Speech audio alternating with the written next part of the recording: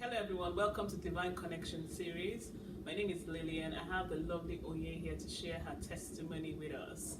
And welcome Oye. Thank you. Thank you for coming to share your testimony with us. That's not a problem. Yeah. Could you tell us a bit about yourself and your background? My name is Onyinye Isiodu. I was born in Nigeria. I grew up in Nigeria. I'm a part of a big family. There are 11 of us, and I'm the 10th child out of 11. I gave my life to Jesus Christ when I was in secondary school at the age of 13. I did my university education also in Nigeria, University of Nigeria, and then I came over here. Oh, wow. Thank you. And then, so how did how did you and your husband connect? So with regards to marriage, I began to think sorry, seriously. how did you meet your husband? I met my husband in a choir group. We were in the same choir for a number of years, but there was no relationship, there was no connection. We just used to sing. He was the choir leader. He would teach us to sing, and then after that, that was it. He would go. There was no connection whatsoever, no relationship, nothing between us. So when did marriage come into the picture for you, and how did God divinely connect you and your husband together?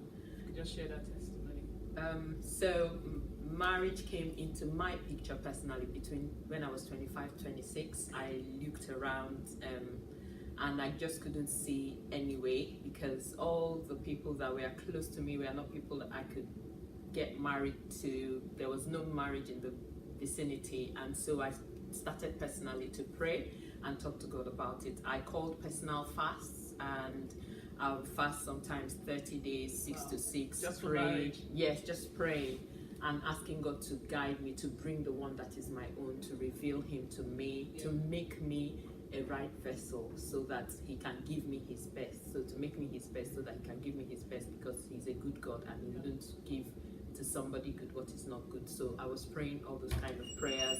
At other times I would put up a personal fast. So I used to do various kind of fasting and praying personally. So sometimes I'll do 30 days, sometimes I'll do 100 days, sometimes I would 100 days. Yes, just personally. Sometimes I would in the week just fast every Wednesday and every Friday, fasting and praying and talking to God about it, that he should please guide my steps. And then that was when God began to orchestrate things. What happened was that I was made the choir leader. In the same choir? Yes, so his tenure went, another person's tenure went, and then I was made the choir leader.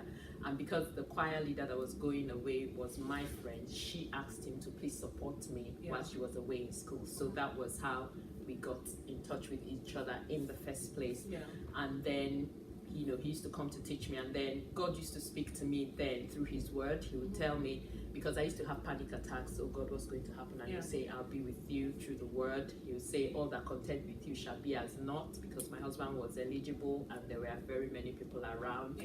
And then I noticed that I had started to like him more than normal. Had he spoken to you then when No. you started to like him? And no, he had noticed that he was liking me as well, but he didn't say anything to me.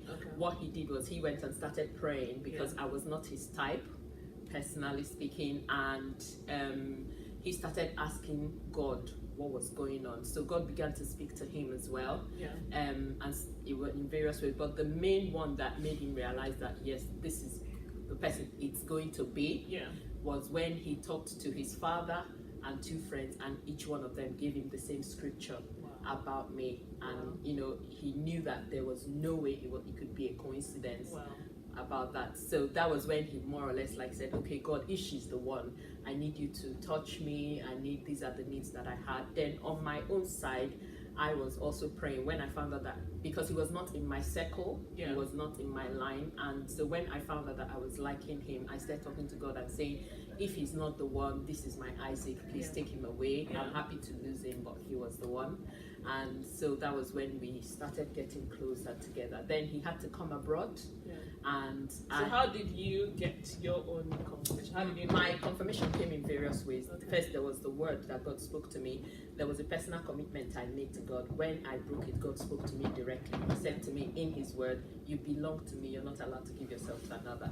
And then when we had issues in the friendship and he came abroad, I prayed about it. I said, God, if he is the one, please give me a second chance to make a first impression. And like 2 weeks later, somebody came and said, oh, somebody's looking for you downstairs. I went and it was him. So God had literally brought him back from abroad for no tangible reason to come and prove to me that he's in it.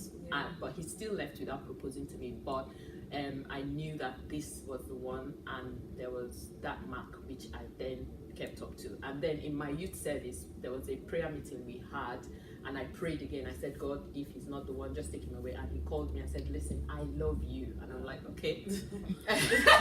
Where is that coming from? You know? And then after that, he was like, you're a friend, you're not just a normal friend. You should know now that you're more than a friend to me. I'm like, okay, I don't know until you say it. You've not said it.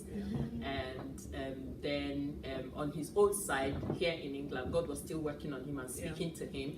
What he said happened was that he found out that if he sees a sister or somebody, it's like, oh, that person smiles like Onyinye. Oh, that person is so nice, just like Onyinye. And he said to himself, if they're all just like Onyinye, then it must be Onyinye. So why are you looking around? And that was when he proposed to me. Oh, wow. So how did he propose? He sent me a text message. A text message? But I think by the proposal, it was just a formality. Because he was abroad. Yes. And you were in Nigeria. And I was in Nigeria. So what did he write in the text? He said, oh, Nine, now I know that I love you and I can't imagine life without you. Please marry me. Please marry me. So what was your response?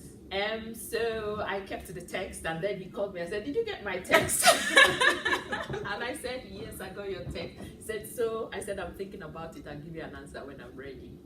Because he sent the proposal on the 1st of October, and I wanted to have a momentum or memorial for when I give my answer. Since we were far apart, there was no leaning down, no flowers. I wanted something, so I made up my mind that I'll give him an answer on my birthday, which was 5 weeks later.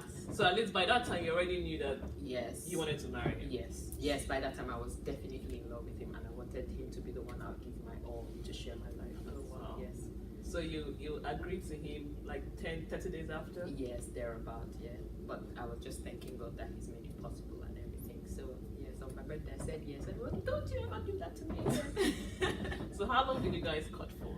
So we were in the same choir from 1993 to 1999. And then it was in 1999 that we came close. We realized that we are a bit more special to each other. And then from 1999 we got married in 2004. Wow. So I mean that's an amazing testimony. Thank you so much. Thank you. I mean we thank God. So would you like to, is there any advice you'd like to give people that want to get married? Yes, it's between you and God answers prayer. One of the things God did for me in that season was that he came to me and said, you have to forgive your mother. I didn't even realize that I was holding unforgiveness in my heart for my mother, but my mother was strict, and in her love for me, it was a bit rough. And I was holding that pain in my heart. And when I was praying and talking to God about my marriage, he impressed it on me that you have to forgive. And I said, no, God, I'm not upset. But he said, you have to forgive. And he said to me, if you're not angry, say I forgive Mama. And I couldn't. And when I finally did, I broke down and cried for a long time. So whatever he tells you to do it.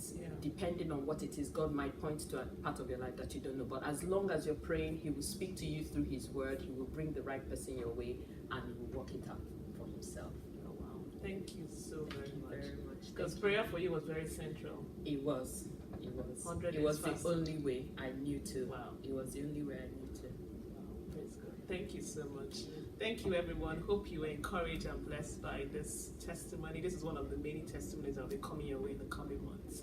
And if you have any questions, please send us an email, bettingplace@yahoo.com. Thank you.